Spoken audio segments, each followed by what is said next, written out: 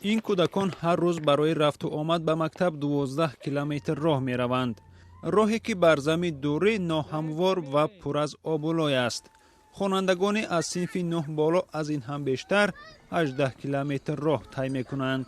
6 کیلومتر دور مکتب 13 میروند. راه در لوی است. مقصد که در راه سگای 10 مرده هست. برای همین سبب نمیتونند فرزندای ما به مکتب رفتن.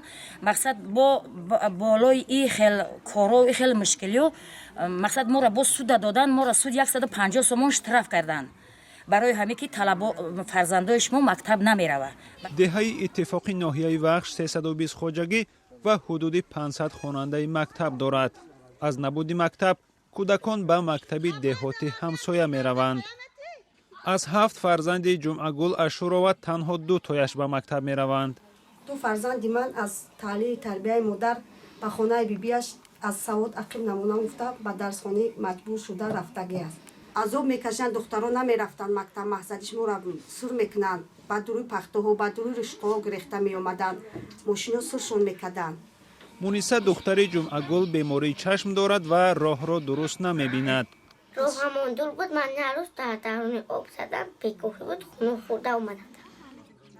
اینجا یگان مجلس نیست. با آمدن خبرنگار ما به ده ساکنان جمع آمدند تا صدایشان را به اداره های مسئول رسانند. مردم متپون کد مکتب نداره. های فرزندو میرن یا خیلی تو مکتب نمیرسد. روی حیث لوی چال میوند در اقل تدگی.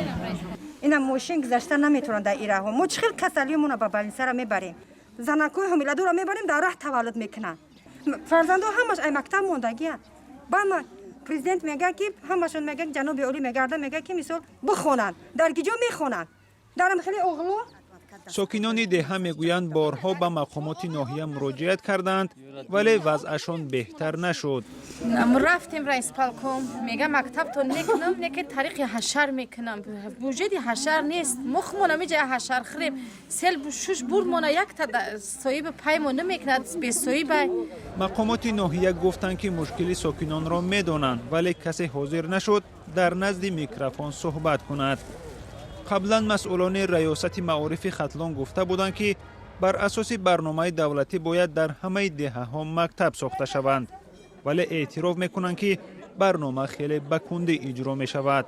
متاسفانه اجرایش برنامه دولتی مناسب به مجبوری به طور قانون‌داشت نیست چون که در خود عمل شوی برنامه اجرایش برنامه 13 از 3 رو تشکیل. بر اساس برنامه در ولایت ختلان باید 566 مکتب از جمله 231 مکتب در دهات نوبنیاد ساخته شود. ساکنان نمیدانند این برنامه کی اجرا می شود. اما کودکان که از نقشه و اجرای آن درک ندارند گاهی از شوق به مکتب می روند و گاهی از دوره راه نمی روند.